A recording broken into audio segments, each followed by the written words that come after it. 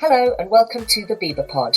This podcast is where current insurance industry challenges are discussed ahead of BIBA Conference 2024. The conference theme is What's Next? And in this series, we'll be interviewing insurance professionals shaping our future as an industry. Hello, Leon. Thank you very much for joining me on BIBA Pod. It's great to have you here.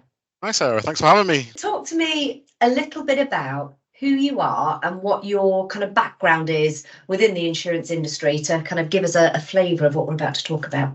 Yeah, sure. So I'm based up in sunny Manchester. I've been in insurance now for about 10 years. So I originally started off my career working at Deloitte, so working in internal audit based in London, and got a really good sort of good rounding and good skill set by working on various different audits in different areas.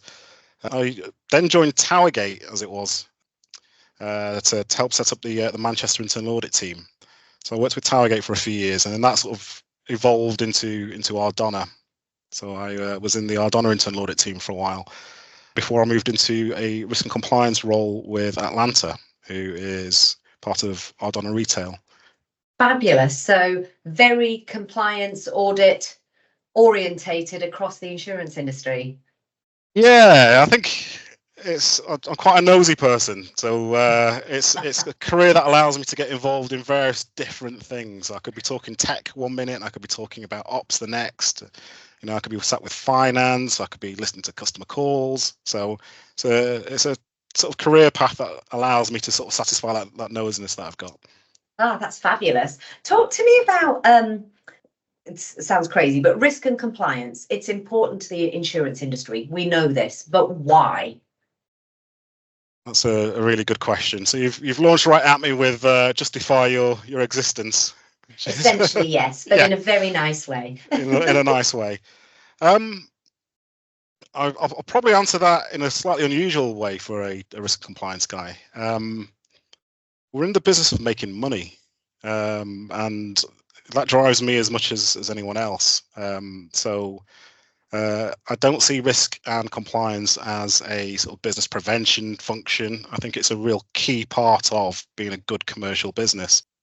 In a competitive environment, you want to equip yourself with the best tools that you can to give yourself an advantage. And risk and compliance is really something that you should have in your toolkit.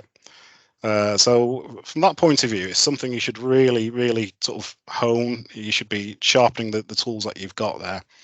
And fundamentally, I think if we take risk, for example, a risk element, risk isn't really about risk registers or heat maps and that kind of thing. It's about actually supporting the business to make really good and strong informed decisions.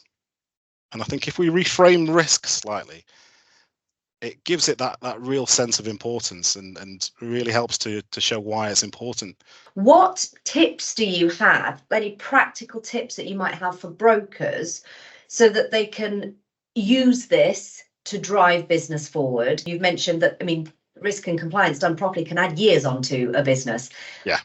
How? What practical tips have you got? What can people who are listening do that they might not have thought about doing? My number one tip for brokers when you're thinking about risk and compliance is to reframe risk and compliance. So risk and compliance shouldn't be the function that used to sit in the corner with a clipboard and the old grey suits. It should be something that is involved in your decision making. It should be active in your business. It's one of the best tools that you've got in the armory to really make sure that you're driving your business forward. Can I ask a question about that? So Sure. Just through our conversations, you've made me think of it in a slightly different way. So I know that a lot of smaller businesses, brokerages, might have an external compliance function, much in the way they do a marketing function. And I'm always banging the drum about your marketing needs to be so aligned at the strategic level for the sales that if you're using an external company, that's great, but they need to be involved. It's not tick box. It's not just about how many posts you put out there. I presume the same analogy works very well with the compliance team, because if it's external and it's tick box and in your head it's that in the corner, the external, they're managing it all, it's not really informing your strategic decisions. Yeah, Absolutely. And to go to your question as well, to combine that with your question about tips, you should really be asking yourself how you get the most out of your risk and compliance function. So whether that's internal or external, if that is something that's going to support you in making your business decisions, then you want to make sure that they are involved at the right times, that they have got as much information as they need about your business. I think for me with an internal team, I'd suggest a great tip for some brokers is to actually get your risk and compliance team to go and sit with other teams. So whether that's doing a bit of call listening or getting in the car and going to see some partners or whatever that might be, but getting them involved at the coal face to actually understand more about the business. Because the more they do understand about how the business is operating, the better the quality advice that they're going to be able to give you. And how would you work that with an external company? Because a lot of people do use external companies, and there are some very, very good ones out there. How can you develop that partnership? And what, is it allowed for them to come and sit on calls? Like what would you do? Well, absolutely, yeah. So get them in your office. I think spend some time welcoming those people into your business.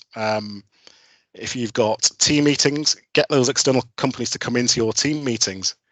Can you give me an example about some of the strategic decisions that compliance could and should be informing that maybe doesn't initially come to mind? I think fundamentally everything.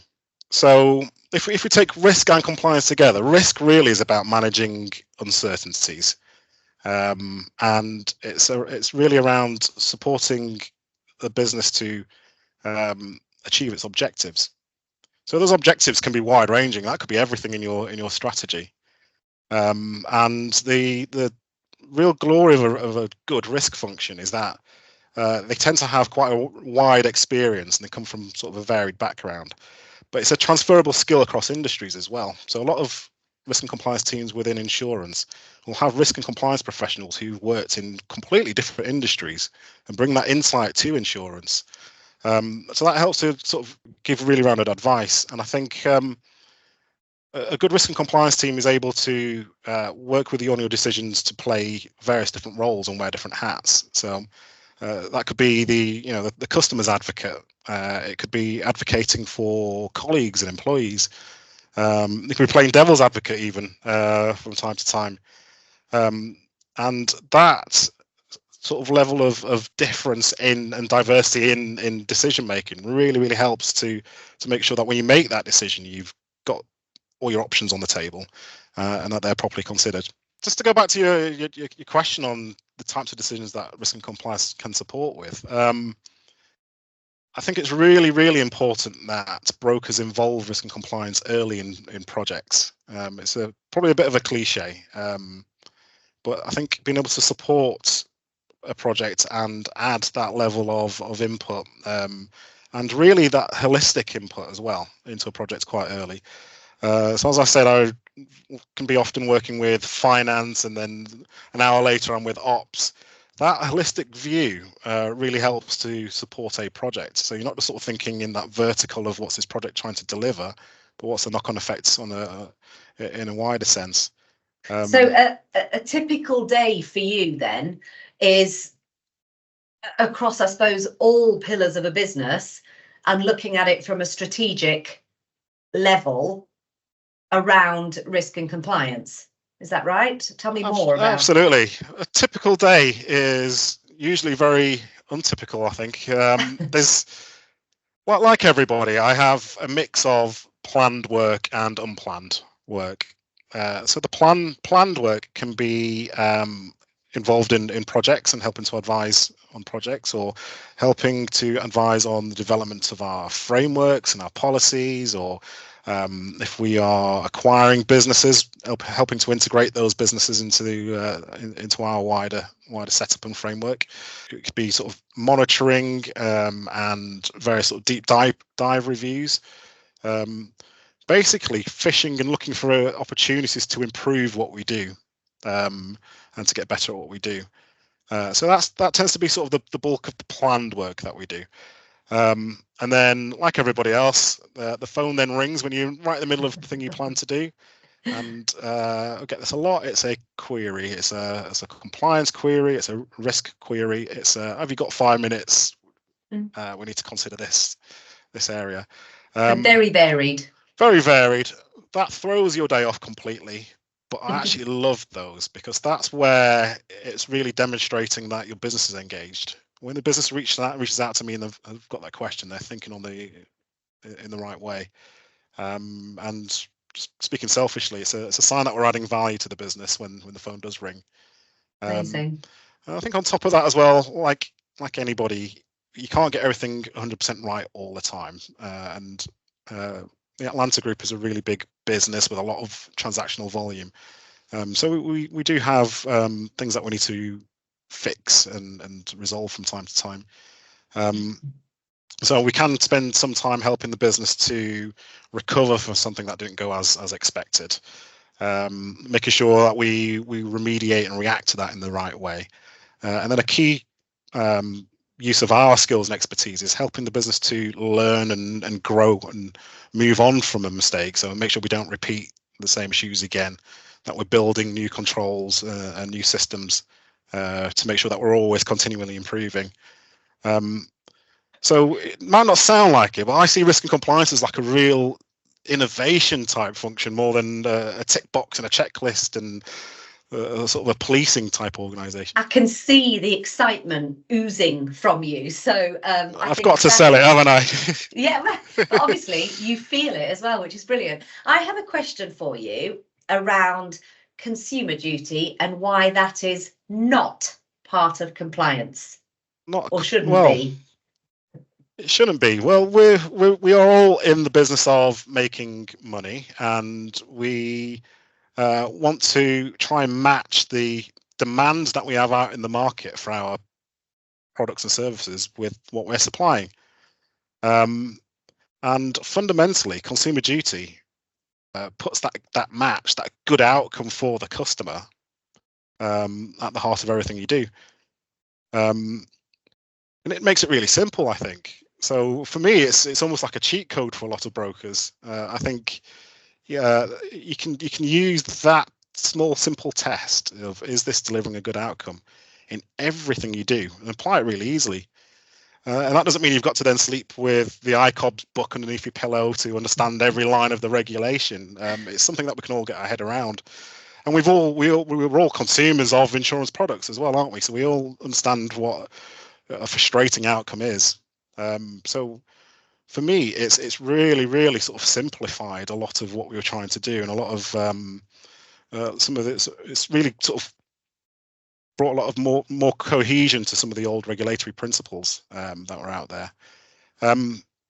For us in Atlanta, we I think I hope others did as well, but I think it was a stroke of genius to actually ensure that the consumer duty work that we did when we launched our project was sponsored and led by our Chief Operations Officer, a guy called Tony Way, who for his day job is very passionate about the customer anyway. But it gave that project some real credibility. So again, it wasn't seen as a regulatory change project or something that compliance are doing to you. It was seen as something that the business is owning. People who are on the phones, people who are out there selling, they own consumer duty. And then that put compliance more into a role of being able to advise and to help develop our approaches in response to consumer duty. Just to sort of go back to your earlier question in terms of tips for brokers, make sure your regulatory change projects aren't led by compliance. Get a sponsor from the business and get that sort of direct line into the business. Because ultimately, it's the business that owns making sure that they're compliant. It's the business that owns the risks, and your risk and compliance function, if doing a good job, are there to help advise and to provide you with information and options.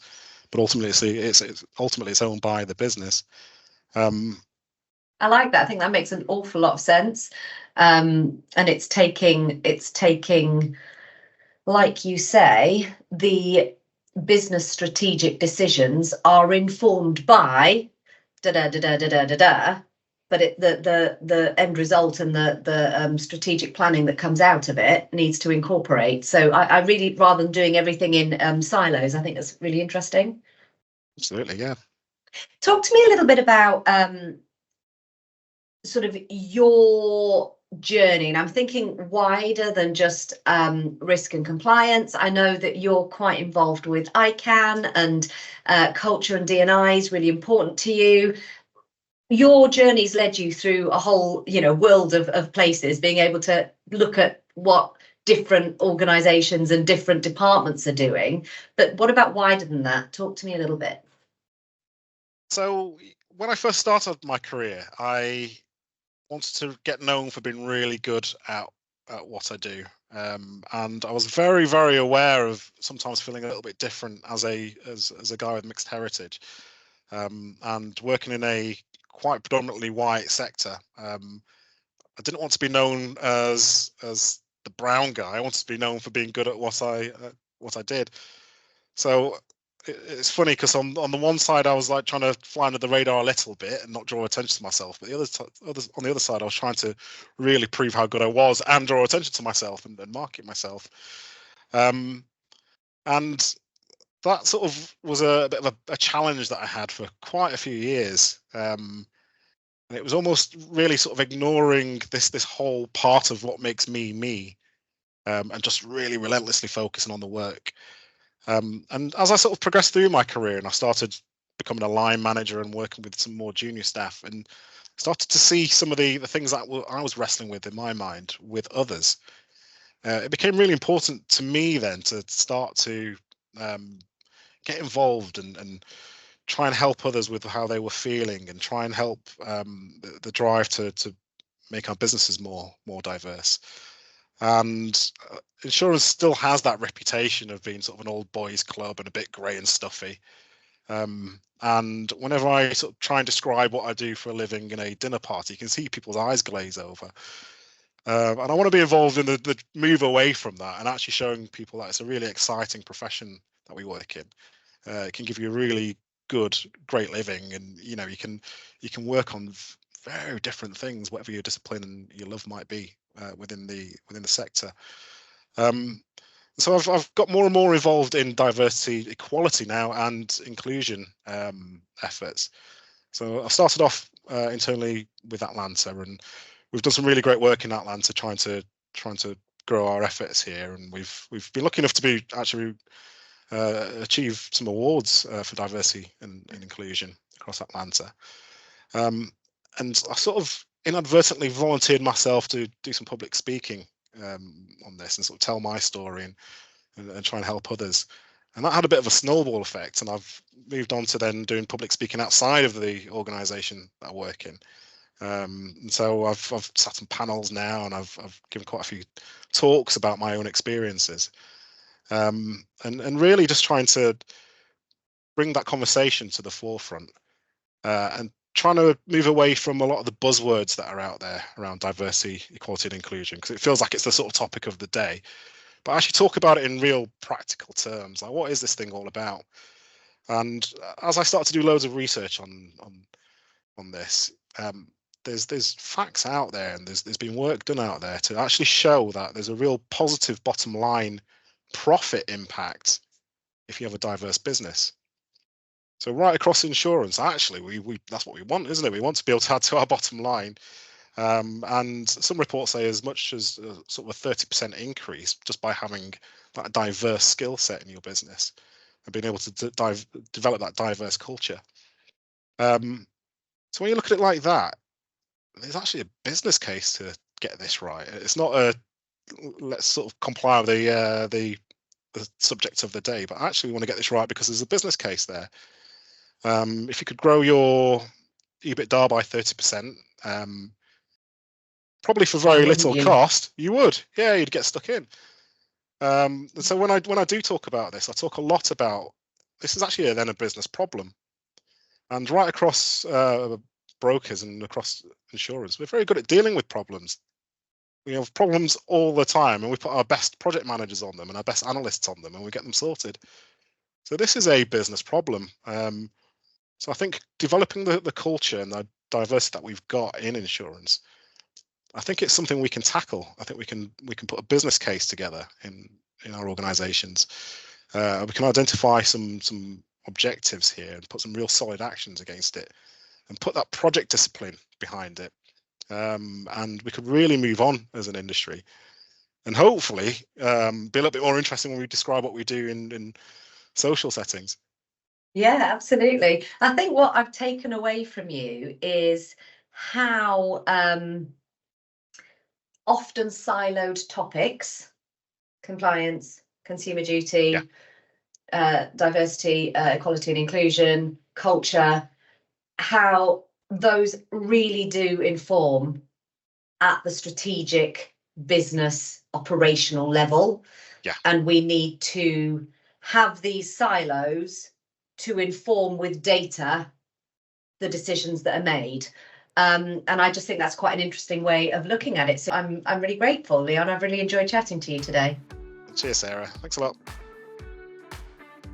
We hope you enjoyed this episode. If you want to hear more, please click on the subscribe button on your chosen streaming platform and follow us on our socials, including YouTube. We hope to see you at conference in Manchester on the 15th and 16th of May. If you have any questions at all, you can find out where to contact us on BIBA Conference at bibaconference.org.uk/contact.